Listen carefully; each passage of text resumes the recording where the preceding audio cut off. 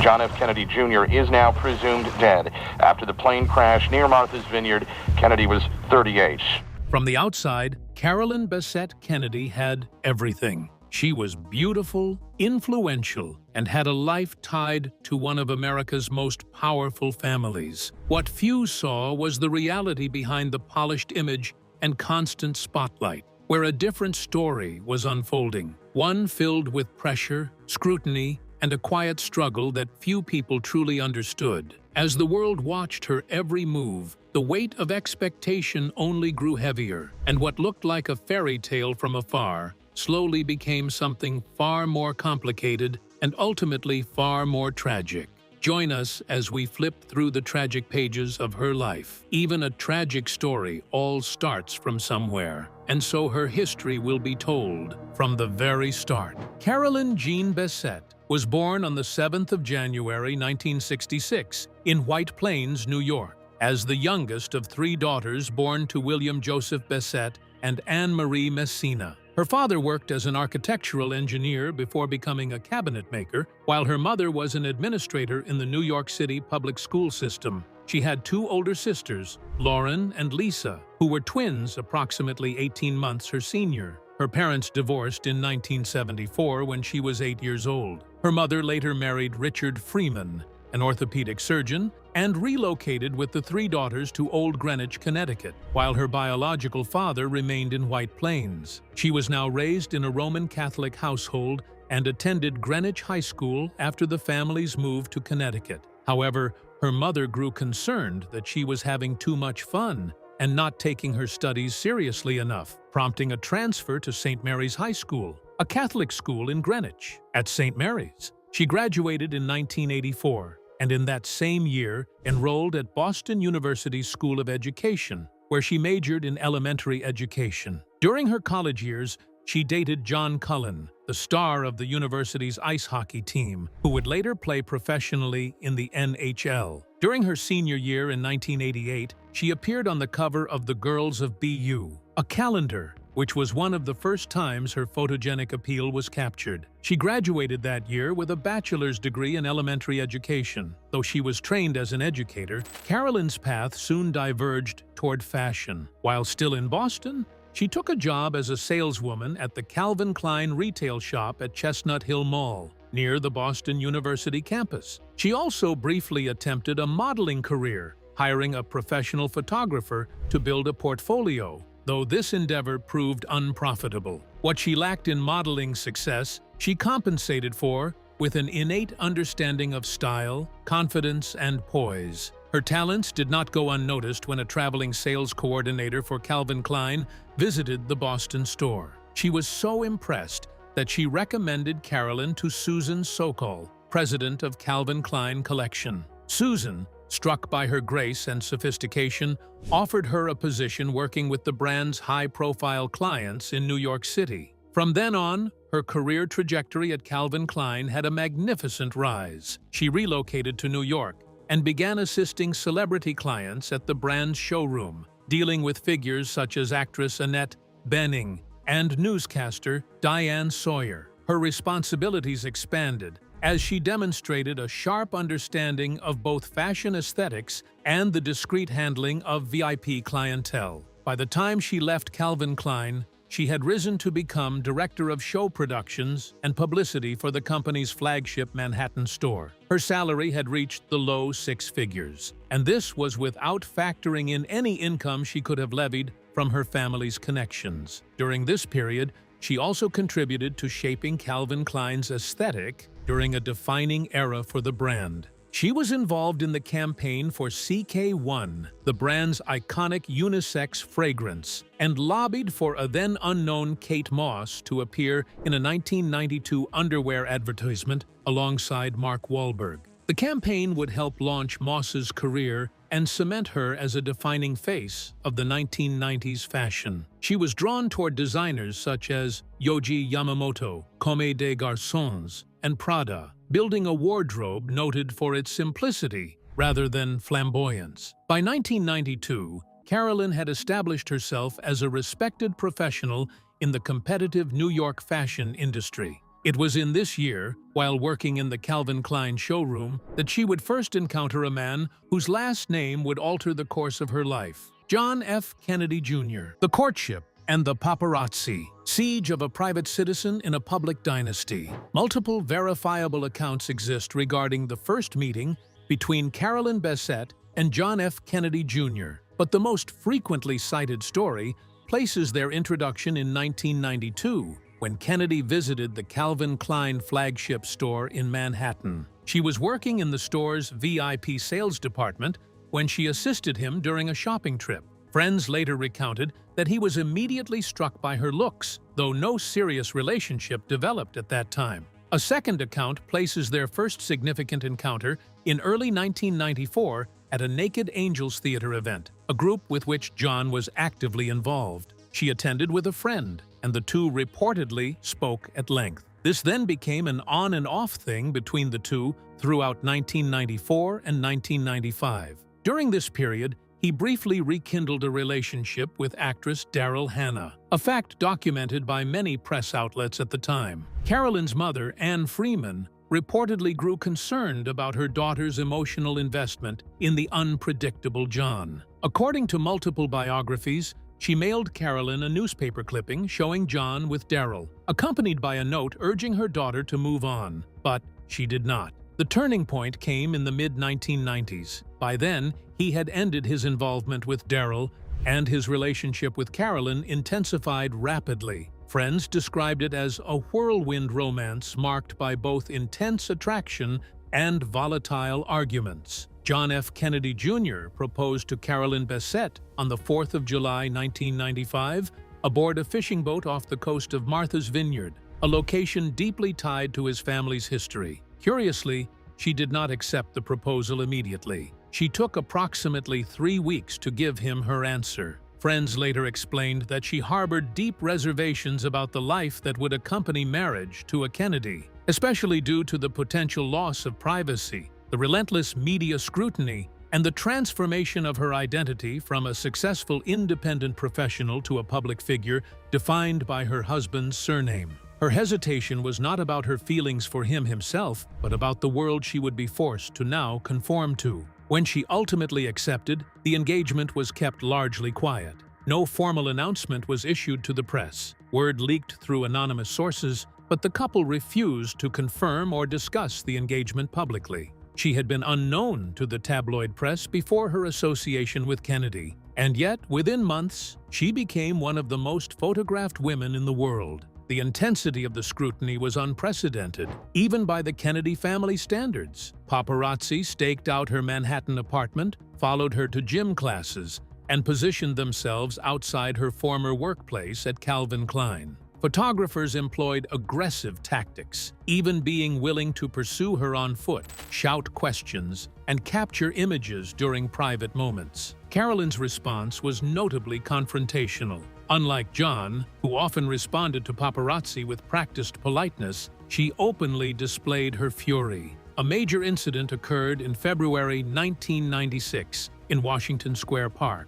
Paparazzi captured a heated argument between Carolyn and John, during which he was seen attempting to remove her engagement ring. The photographs ran in tabloids worldwide, fueling speculation that the engagement had ended. She continued working at Calvin Klein until shortly before the wedding, a decision that surprised many in her social circle. Her position as director of show productions required her to manage high-profile fashion events, including the company's runway shows during New York Fashion Week. Colleagues later reported that her job performance remained strong, but the media presence that followed her to work became a growing disruption. Paparazzi began waiting outside the Calvin Klein offices, and photographers occasionally attempted to gain entry to shows where she was working. Ultimately, the pressures of the engagement and the wedding planning, combined with the relentless media attention, led her to depart from the company in the months following the marriage. Her circle of friends during this period also shrank,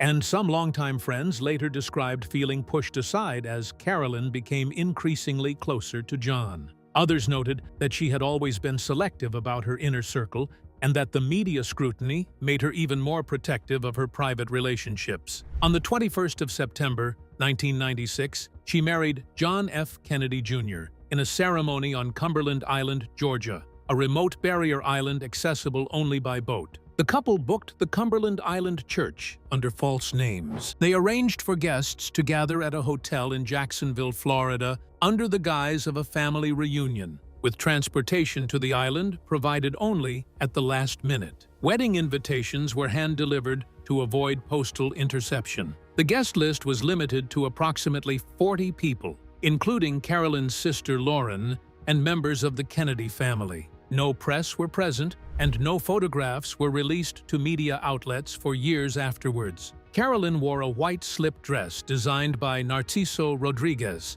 a friend and fellow Calvin Klein alumnus. When the dress was later featured in fashion publications, it cemented her posthumous status as a style icon, though at the time it was simply a private choice for a private ceremony. Friends and family later noted that the period immediately following the wedding was one of the most difficult of Carolyn's life. Isolation, media frenzy, and unraveling. The 3 years of Carolyn Bessette Kennedy's marriage were defined by a relentless erosion of privacy, a fraught negotiation with the Kennedy family apparatus, and a profound identity crisis. The transformation was swift and brutal. Following their wedding on Cumberland Island, they established their primary residence in a loft apartment at 20 North Moore Street in the Nolita neighborhood of Manhattan. The building, an industrial conversion Kennedy had purchased for approximately $2.5 million in 1995, was intended as a sanctuary. She poured considerable energy into its renovation,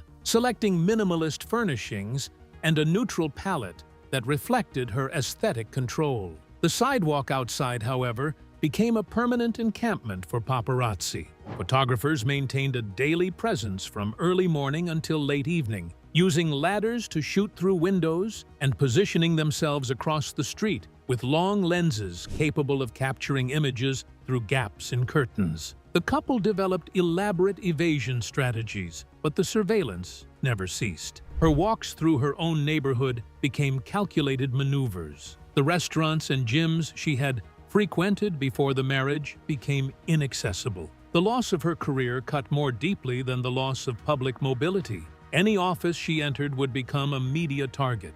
Any employer who hired her would face constant inquiries and intrusions. Her professional identity was well established and entirely self-made. Without it, she lost not only income, but also structure, social connections, and purpose. Days that had once been filled with meetings and events became unstructured, confined largely to the apartment and the limited radius she could navigate without being mobbed. Former colleagues later described a woman they no longer recognized in tabloid photographs. The sharp, confident professional was now replaced by someone visibly diminished, her posture defensive, her face turned away from the cameras. The integration into the Kennedy family proved no less difficult. Her relationship with John's cousin, Caroline Kennedy Schlossberg, drew the most consistent attention from biographers and family insiders. Caroline, the daughter of President John F. Kennedy, and Jacqueline Kennedy Onassis, held a unique position within the family as a guardian of history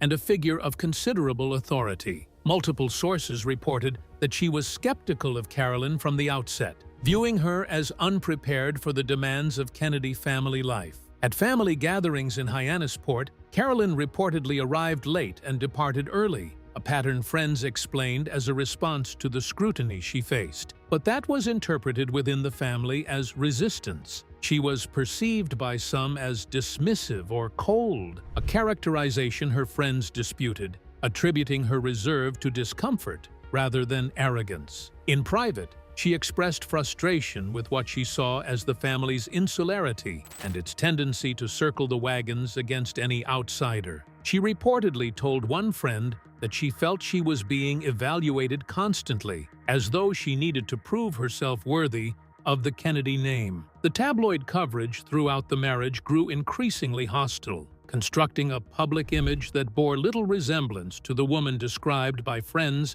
and former colleagues. She was portrayed as difficult, temperamental, and ungrateful for her position. A portfolio of images showing her smiling, relaxed, or engaged with friends existed, but rarely appeared in tabloid layouts. The cumulative effect was the construction of a narrative in which Carolyn was the source of dysfunction in the marriage, a shrewish woman dragging down America's most eligible bachelor. Friends mounted quiet defenses in interviews with more reputable publications, describing a woman who was warm, fiercely loyal, and possessed of a sharp wit that did not translate to public appearances. But these defenses reached a fraction of the audience that consumed tabloid coverage, leaving her with no means of correcting the record without violating the privacy she was trying to protect. By 1998, the strain on the marriage had become significant enough that friends noticed changes in both John and Carolyn's behavior.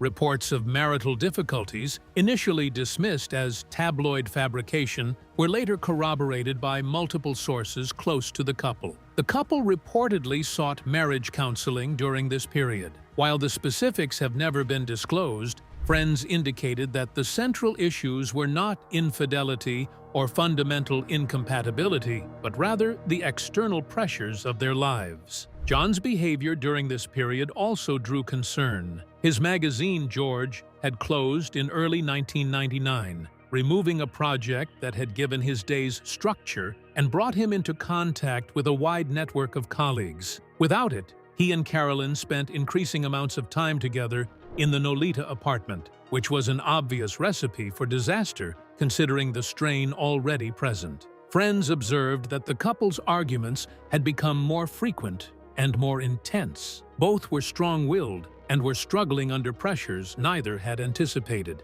Yet, it was also obvious that they were deeply committed to the marriage even as they struggled to navigate its difficulties. The final flight. The events of the 16th of July, 1999, began unremarkably. John F. Kennedy Jr., Carolyn Bessette Kennedy, and her older sister, Lauren Bessette, departed from Essex County Airport in New Jersey just after 8:30 p.m. They were en route to Martha's Vineyard, where Lauren was to be dropped off, before John and Carolyn continued to a wedding at the Kennedy compound in Hyannisport. John was piloting a Piper Saratoga aircraft, a plane he had been flying for approximately 2 years. He held a private pilot's license, but was not rated for instrument flight, meaning he was not certified to navigate solely by cockpit instruments in poor visibility conditions. The weather that evening was problematic. Despite these conditions and a recent foot injury, John chose to depart.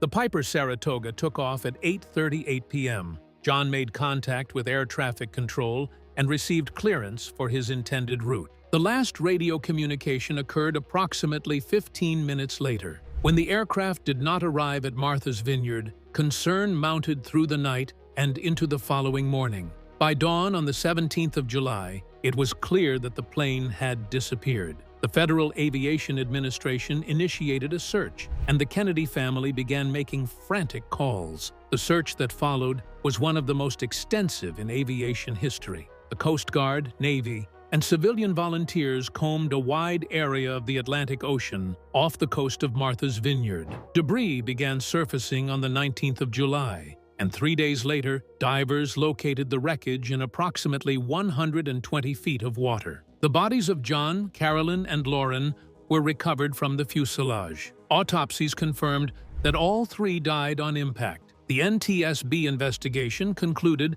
that the probable cause was pilot error due to spatial disorientation in conditions of reduced visibility, leading to loss of control of the aircraft. John, flying over open water at night without visual reference points, had lost his ability to determine which direction was up. The plane entered a spiraling descent and struck the ocean at high speed. The public response was immediate and overwhelming. The nation, which had watched the Kennedy family for decades with a mixture of fascination and affection, reacted with grief that transcended the family itself. For many, the crash represented the final chapter of Camelot, the last surviving son of the martyred president, dead at 38, alongside his wife and her sister. Television networks preempted regular programming for days. Newspapers published special editions. The White House ordered flags flown at half-staff. The memorial service, held on the 23rd of July at the Church of St. Thomas More in Manhattan, was a private ceremony that nonetheless drew thousands of onlookers to the surrounding streets. Caroline Kennedy Schlossberg delivered a eulogy that spoke of her brother's joy and restlessness, his love for Carolyn, and the family's profound loss. The three were buried at sea from the USS Briscoe, a Navy destroyer, their ashes scattered off the coast of Martha's Vineyard in a ceremony that mirrored the burial of John's mother, Jacqueline Kennedy Onassis, 5 years earlier. In the years that followed, Carolyn Bessette Kennedy's public image underwent a dramatic revision. The tabloid caricature of a difficult, temperamental wife faded, replaced by a posthumous elevation to style icon. Fashion retrospectives celebrated her minimalist aesthetic. Magazines ran tribute spreads. Documentaries explored her life and style. Books appeared, each claiming to reveal the true Carolyn. What are your thoughts on her marriage to the Kennedy legacy? Tell us in the comments below. Thanks for watching. Please leave a like and subscribe to the channel for more videos like this.